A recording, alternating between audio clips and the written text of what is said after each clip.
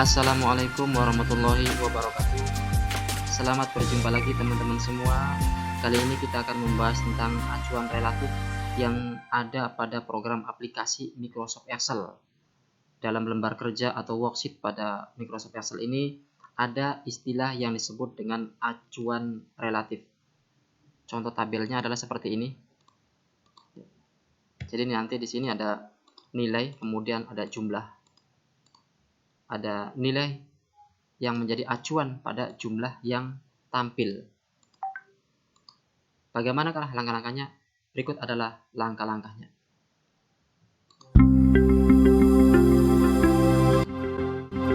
Jadi sebelum ke acuan relatif, bahwa kita harus ingat ada istilah sel.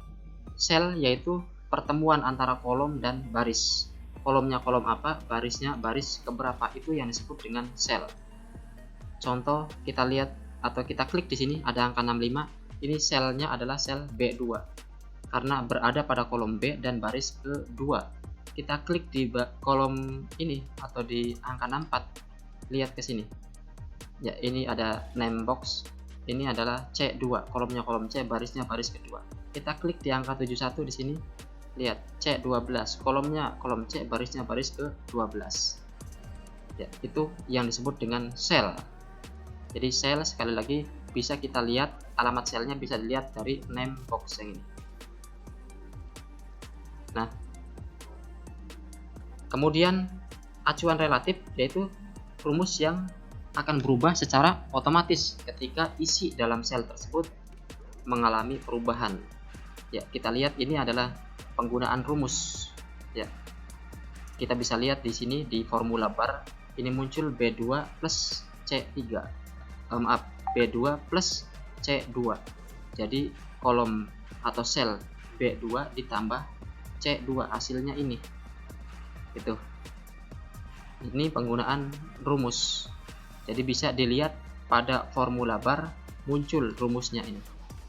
Jadi kalau tidak menggunakan rumus, di sini tidak ada rumus yang akan tampil. Misal seperti ini, kita bisa memperkirakan ya, atau menghitung secara manual bahwa 65 ditambah 64 adalah 129. Kita ketikkan 129, kemudian enter. Kita klik di sini 129 tersebut, maka yang muncul di formula bar tersebut juga adalah angka 129. Ini artinya pengisian jumlah ini dilakukan secara manual, tidak menggunakan rumus. Nanti ketika diisi dengan secara manual, isi sel ini ketika mengalami perubahan, jumlah ini tidak akan menyesuaikan. Misal 65 ditambah, di sini berubah, bukan 64. Misal ditambah 2, harusnya adalah 67. Kita enter.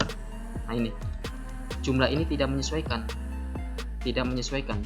Harusnya di sini menyesuaikan. 65 ditambah 2 adalah 67. Karena ini diisi secara manual jumlah ini, maka dia tidak menyesuaikan. Maka supaya menyesuaikan, kita bisa isi dengan rumus. Syaratnya adalah, ingat, harus diawali oleh tanda sama dengan. Sama dengan, kemudian lihat angka 65. Ya, nilai 65 pada pelajaran matematika yang diperoleh oleh Ahmad Suhendar adalah berada pada sel berapa ini? Lihat kolomnya kolom B, barisnya baris kedua. Bisa dituliskan manual seperti ini, B2, atau bisa klik di sininya, di angka 65-nya.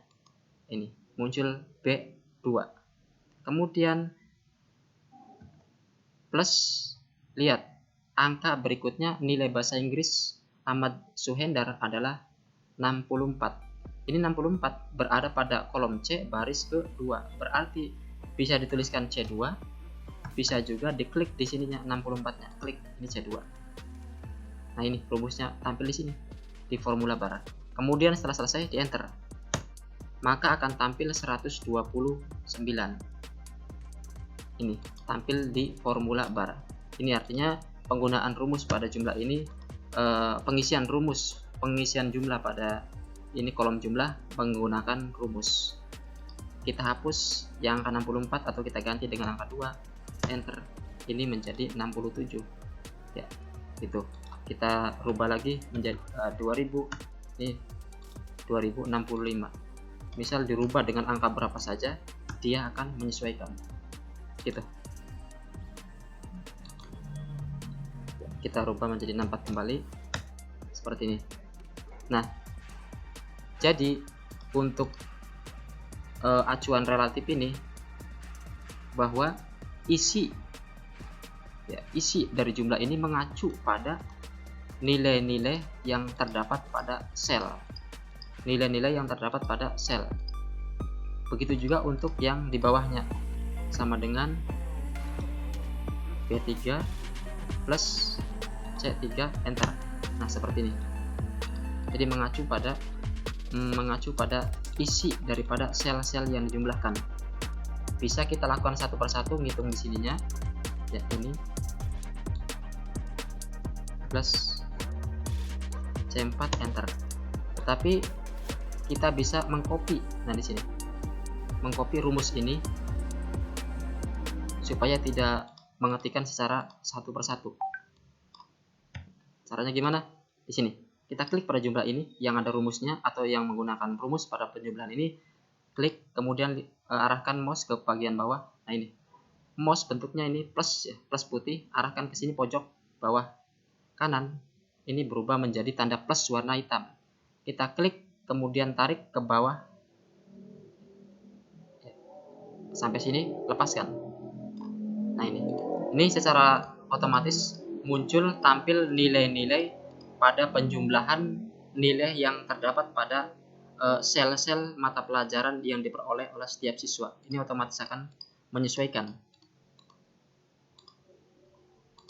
Ya, kalau kita rubah di sini misal 9000, lihat ini berubah.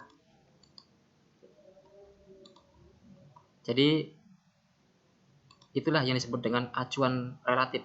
Jadi acuannya nilai pada sel-sel tersebut menjadikan jumlah yang diperoleh dengan menggunakan rumus akan menyesuaikan sesuai dengan isi pada acuan tersebut.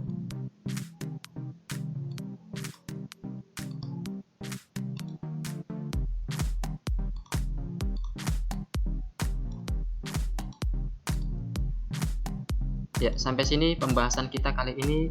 Mudah-mudahan ada manfaatnya. Nanti kita lanjutkan pada pertemuan berikutnya yang lebih menarik. Wassalamualaikum warahmatullahi wabarakatuh.